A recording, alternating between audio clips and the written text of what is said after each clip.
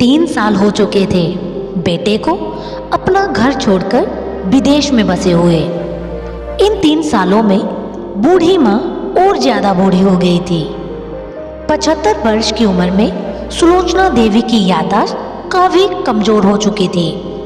उन्हें रोजमर्रा की चीजें याद नहीं रहती थी, लेकिन जो हमेशा याद रहता वह था उनका बेटा। दिन हो या रात, एक पल भी ऐसा ना होता जब उन्हें अपने बेटे की याद ना आती।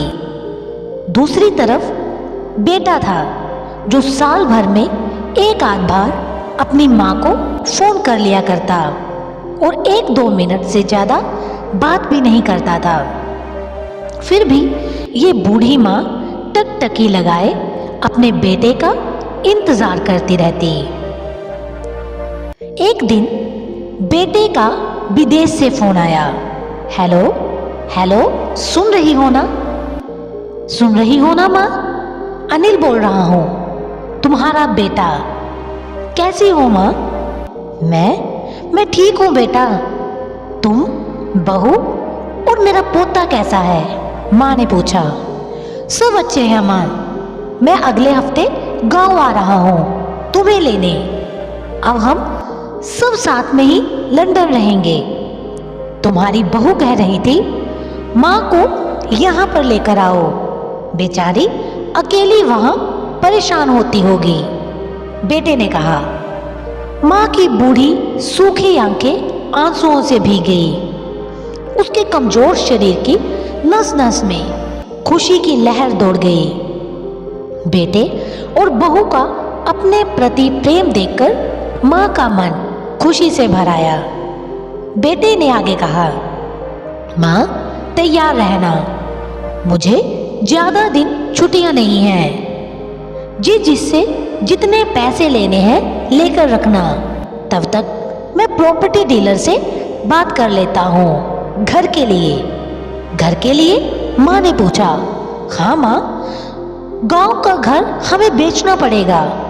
अब हम साथ में ही रहने वाले हैं, तो वहां पर घर रखने का कोई मतलब नहीं, बेटे ने कहा।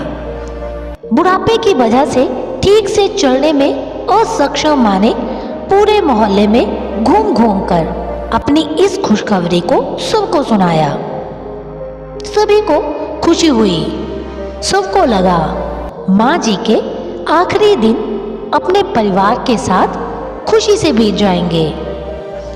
घर वापस आकर माँ ने अपने घर के कोने कोने को ऐसे देखा जैसे वो अपने दूसरे बेटे को देख रही हो।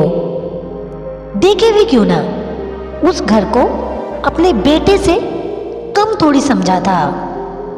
अपने पति के साथ 40 साल यही तो बिताए थे, लेकिन अब मजबूर थी बुढ़ापे के आखिरी साल बेटे और बहू के साथ बिताना चाहती थी। दिल पर पत्थर रखकर घर बेचने के लिए माँ तैयार हो गई। आनन फानन में बेटे ने घर को आधे दाम पर बेच दिया।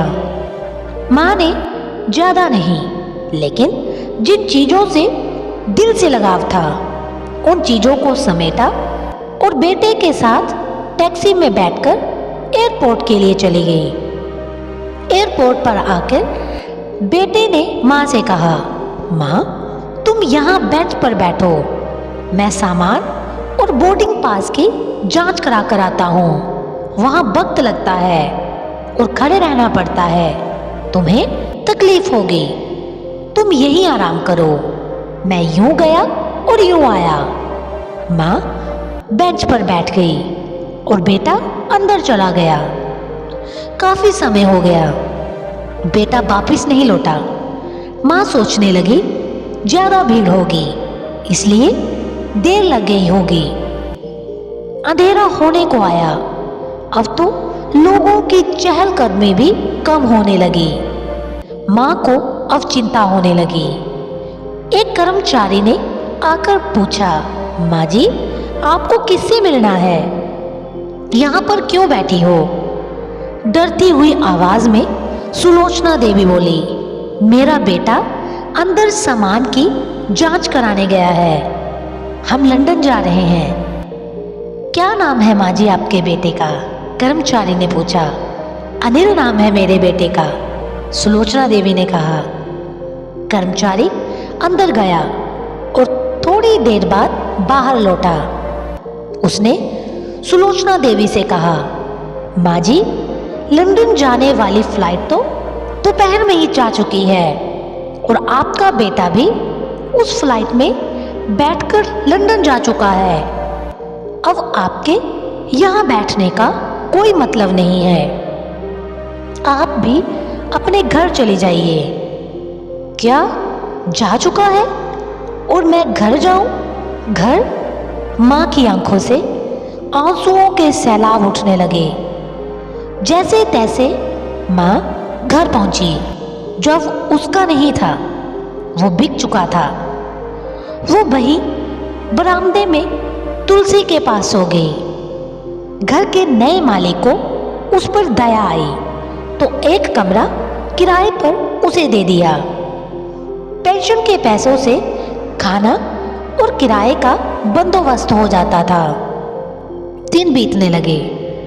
कुछ दिनों बाद घर के नए मालिक ने सुलोचना देवी से कहा, माँ जी, आप अपने रिश्तेदारों के यहाँ पर जाकर क्यों नहीं रहती?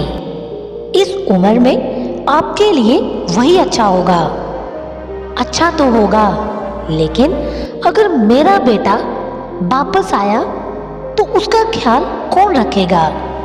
मेरा बेटा बहुत भोला है, उसे अपना ख्याल रखना बिल्कुल भी नहीं आता। मैं कहीं नहीं जाऊंगी। क्या पता कब उसे मेरी जरूरत पड़ जाए, माँ ने कहा। दोस्तों, सच बता रही हूँ, माँ की ऐसी बातें सुनकर मेरी आंखों में आंसू आ गए।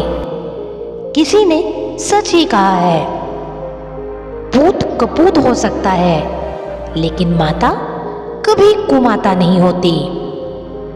इस तरह मेरे गुनाहों को वो धो देती है।